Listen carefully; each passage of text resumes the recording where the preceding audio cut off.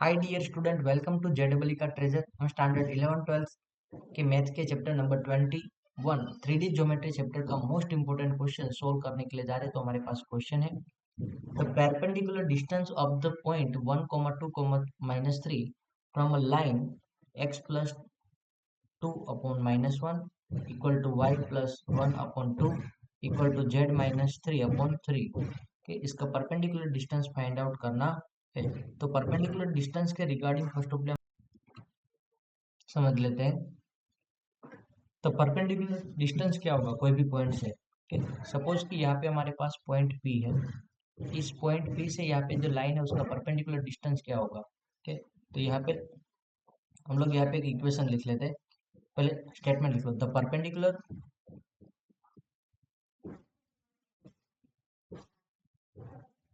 Distance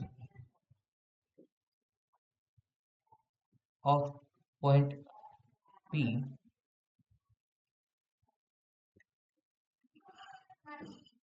from the line,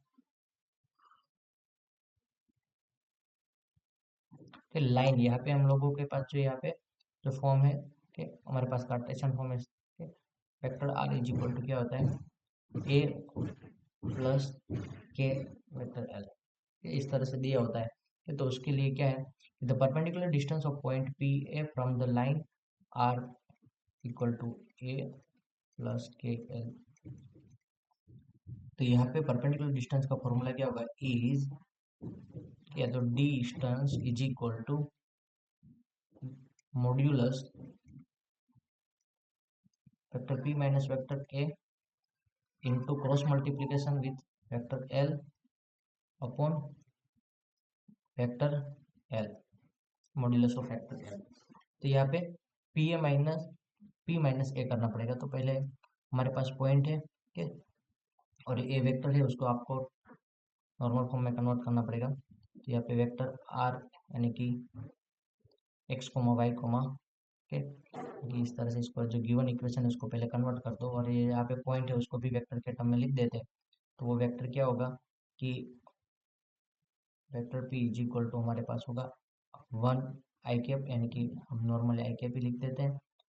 plus 2 J cap plus -3 के cap. और vector A के लिए यहाँ पे जो इक्वेशन है उसको हम पहले आर इज इक्वल टू, यहाँ पे क्या होगा, +2 सामने की साइड जाएगा तो -2 हो जाएगा, -2 आई कैप,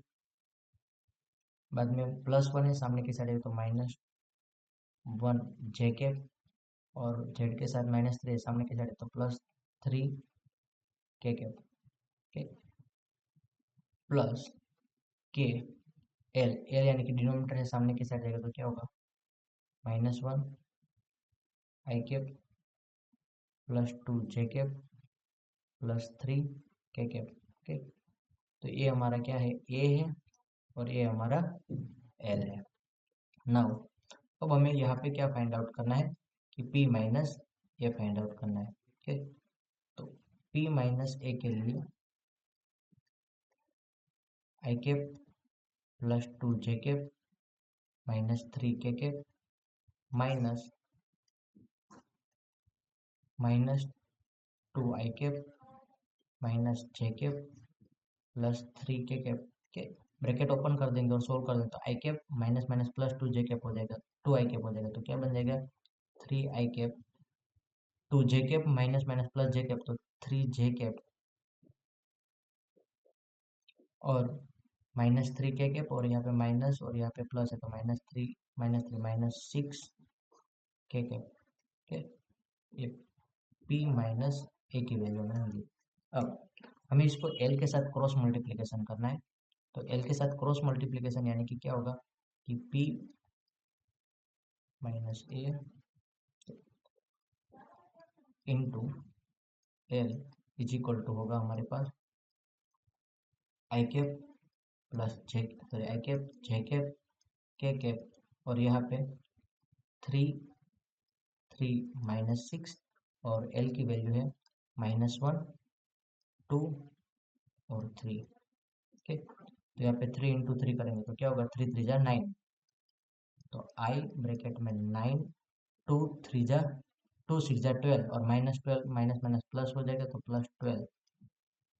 माइनस जे कैप 3 3 जा 9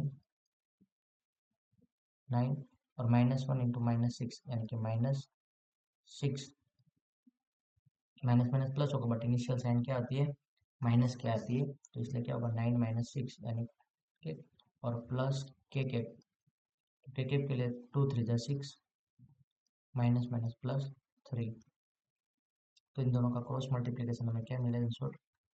12 प्लस 9 यानी कि 21 आई कैप 9 माइनस 6 यानी कि 3 3 इंटू आई जे कैप है तो माइनस 3 जे कैप 6 प्लस 3 9 के कैप ओके। अब यहाँ पे दोनों का मॉड्यूलस फाइंड आउट करना है तो distance is equal to determinant of sorry modulus of p minus a into L upon L okay. तो वैल्यू पुट कर दो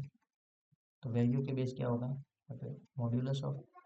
21 आई कैप माइनस 3 जे कैप प्लस 9 के कैप उसका मॉड्यूलस नीचे की साइड दिया है एल एल यानी कि मॉड्यूलस ऑफ आई 1 जे के आई कैप प्लस 2 जे कैप प्लस 3 के कैप के मॉड्यूलस लेना है यानी कि क्या हो जाएगा स्क्वायर करके अंडर तो यहाँ पे ऊपर की साइड आएगा 21 का स्क्वायर कितना था 441 माइनस 3 का स्क्वायर तो क्या होगा 3 का स्क्वायर 9 और 9 का स्क्वायर 81 अपॉन माइनस 1 का स्क्वायर क्या होता है 1 2 का स्क्वायर क्या होता है 4 और 3 का स्क्वायर क्या होता है 9 नाउ अब जो हमारे फाइनल आंसर की और आगे बढ़ते हैं तो यहाँ पे 81 प्लस 9 कितना हो जाएगा 90 हो जाएगा 90 प्लस 441 ठीक तो क्या होगा 531 अंडर रूट 531 नीचे की साइड होगा 9 प्लस 1 10 10 प्लस 4 14 तो अंडर रूट 14 ऐसा कोई ऑप्शन है यस ऑप्शन बी ओके। तो इन दोनों के अंडर रूट में ही है तो यहाँ पे डिस्टेंस क्या हो जाएगा आपका 531 अपॉन अंडर रूट ओके पूरा अंडर रूट चला जाएगा यानी कि 531 अपॉन 14 ऐसा आंसर रहेगा यानी कि ऑप्शन बी जो आपका करेक्ट आंसर होगा। आई होप कि आप लोगों को समझ में आया होगा दोस्तों। यहाँ पे पूरा कॉन्सेप्ट के साथ हमें समझने की जरूरत रहेगी। परपेंडिकुलर डिस्टेंस क्या होता है कोई भी इक्वेशन लाइन का इक्वेशन इस तरह से दिया है तो P A vector P minus vector A into vector L और डिनोमिनेटर में वेक्टर एल का मॉड्यूलस तो पी माइनस ए तो हमने नॉर्मली यहाँ पे पी और पॉइंट दिया है और ए दिया है तो उसके बीच हमने पी माइनस ए फाइंड आउट किया बाद में उसका एल के साथ क्रॉस मल्टीप्लीकेशन तो हमने क्रॉस मल्टीप्लीकेशन यहाँ पे आई जे के पी माइनस ए के वैल्यू है वो क्या 3 3 माइनस 6 और जे एल की वैल्यू है -1 2 3 तो उसके बाद हमने क्रॉस मल्टीप्लीकेशन बाकी है तो आपको डिटर्मिनेंट फाइंड आउट करने वाला आता है कॉन्सेप्ट। उसके बाद हमने 21 आई कैप माइनस 3 जे कैप प्लस 9 के कैप और डिस्टेंस का formula modulus p minus a into L upon modulus l तो यहाँ पे इसका 21 आई कैप माइनस 3 जे कैप प्लस 9 के कैप का मॉड्यूलस क्या होगा अंडर रूट 441 प्लस 3 का स्क्वायर 9 प्लस 9 का स्क्वायर 81 तीनों का मल्टी एडिशन कर दोगे तो अंडर रूट 531 मिलेगा और नीचे आई कैप 1 आई कैप प्लस 2 जे कैप प्लस 3 के कैप तो यहाँ पे 1 का स्क्वायर क्या होता है 1 4 का 2 का स्क्वायर 4 होता है 3 का स्क्वायर 9 होता है तो क्या हो जाएगा अंडर रूट 14 आएगा। इस तरह से 531 upon under root 531 upon 14 answer मिलेगा। Thank you student watching for my video have a nice day.